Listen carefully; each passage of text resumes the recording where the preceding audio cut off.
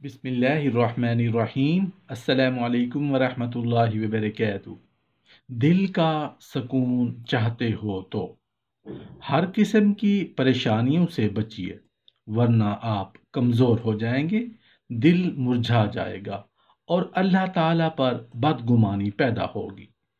پریشانی سے نفسیاتی امراض کا شکار ہوں گے، وساوس پیدا ہوں گے، جوڑوں کا درد پیدا ہوگا۔ پریشانی کے سامنے نڈھال ہونا اور فارغ اور بیکار بیٹھنے سے پریشانیاں بڑھتی ہیں۔ نماز، تسبیحات اور اچھی کتاب کے مطالعہ میں خود کو مصروف رکھیے اور یوں اپنے جذبات کو قابو میں رکھ کر عقل مندی کا ثبوت دیجیے۔ آپ اپنے دائیں بائیں دیکھیں تو آپ کو ہر کوئی غم زدہ نظر آئے گا، ہر گھر میں نوحہ خواں اور ہر آنکھ میں آنسو نظر آئیں گے۔ کتنے وہ لوگ ہیں جو مصیبت زدہ ہیں، بلکہ مشکلات اور مصائب کا شکار ہیں۔ کتنے بیمار ہیں جو چار پائیوں پر بے حس و حرکت پڑے ہوئے ہیں، جن کی عرصہ سے یہی حالت ہے، وہ اپنے دکھ درد میں چلا رہے ہیں۔ کتنی جیلیں ہیں جو اپنے اندر بے گناہ لوگوں کو بھری ہوئی ہیں، جن کی آنکھوں نے کبھی دھوپ کا نظارہ ہی نہیں کیا۔ کتنے ماں باپ ہیں جنہوں نے اپنے ہی ہاتھوں اپنے لخت جگر کو سپرد خاک کیا۔ کتنے قرض دار ہیں جنہیں مشکلات کا سامنا ہے۔ ایسے لوگوں کو دیکھو اور اپنے حالات سے موازنہ کرو تاکہ تمہیں حوصلہ افزائی ہو اور جینے کا حوصلہ پیدا ہو۔ دوسروں کی حالت دیکھنے سے آپ کو اندازہ ہوگا کہ آپ کی تکلیف ان سے کتنی کم ہے۔ اللہ پاک سے مانگنے والا کبھی نامراد نہیں ہوتا، لہٰذا دعا ضرور مانگنی چاہیے۔ پھر یہ تو مقام شکر ہے یا مقام صبر۔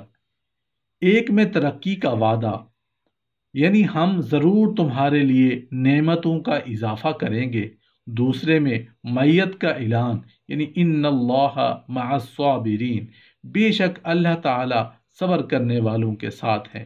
جان لیجئے یہ دنیا مومن کے لیے جیل ہے جو کہ مصائب کا گھر ہے۔ صبح ہوتے ہی خوبصورت گھرانوں میں خوشیوں کے ترانے ہوتے ہیں، لیکن شام کو وہی لوگ نوحہ کنا ہوتے ہیں۔ صبح بدن میں قوت اور عافیت تھی، مال و دولت تھی، آل اولاد تھی، لیکن چند لمحوں کے بعد سب کچھ ملیا میٹ ہو گیا اور وہی دولت مندی فقیری کی حالت میں آ گئی۔ آپ کو چاہیے کہ خود کو مصائب کے لیے تیار رکھیں اور ان لوگوں کے لیے حالات سے سبق حاصل کریں جن پر مصائب گزر چکے ہوں۔ ہر حال میں اللہ تعالیٰ کا شکر ادا کریں تاکہ آپ کے مصائب کم ہوں۔ انسان کمزور ہے اور وہ حالات سے نبرد آزما ہونے کے لیے کسی مضبوط عمل اور بڑی شخصیت کا سہارا چاہتا ہے۔ اس کے لیے قرآن کریم میں مسلمانوں کو خطاب کر کے فرمایا گیا ہے، اے ایمان والو، اللہ سے صبر اور نماز سے مدد چاہو۔ حدیث شریف میں ہے جس کا مفہوم ہے کہ میری آنکھوں کی ٹھنڈک نماز میں ہے، اگر سینے میں تنگی ہو اور مشکل سامنے آئے تو نماز پڑھو، حالات کشیدہ ہوں تو نماز میں مصروف ہو جاؤ، کہ نماز میں سکون اور راحت بھی ہے اور تمام جسمانی اور روحانی امراض کا علاج بھی ہے۔ نبی کریم صلی اللہ علیہ وآلہ وسلم کو کوئی بھی مشکل پیش آتی، آپ فوراً نماز میں مصروف ہو جاتے۔ ابن حجر رحمۃ اللہ علیہ کہتے ہیں کہ میں مصر میں گیا، وہاں قلعہ میں مجھے ڈاکو نے گھیر لیا تو میں نے اٹھ کر نماز پڑھی اور اللہ تعالیٰ سے نجات کی مناجات کی۔ اللہ تعالیٰ نے مجھے ان ڈاکوؤں سے نجات دے دی۔ ابن القیم رحمۃ اللہ علیہ فرماتے ہیں کہ ایک نیک آدمی کو شام کے راستہ میں ڈاکوؤں نے روک لیا اور قتل کرنے پر آمادہ ہو گئے۔ اس مظلوم شخص نے 2 رکعت نفل پڑھنے کی اجازت چاہی اور نماز شروع کر دی، اور نماز میں یہ آیت پڑھی، امن یحب المضطر اذا دعا۔ اس نے یہ آیت 3 مرتبہ پڑھی۔ اللہ تعالیٰ نے اس مضطرب کی نصرت کے لیے آسمان سے فرشتہ نازل فرما دیا، جس نے ڈاکوؤں کو قتل کر دیا اور اس آدمی کو نجات مل گئی۔ اللہ تعالیٰ نے انسان کو اس لیے پیدا فرمایا ہے کہ وہ عبادت کے ذریعے اس کی شکر گزاری کریں۔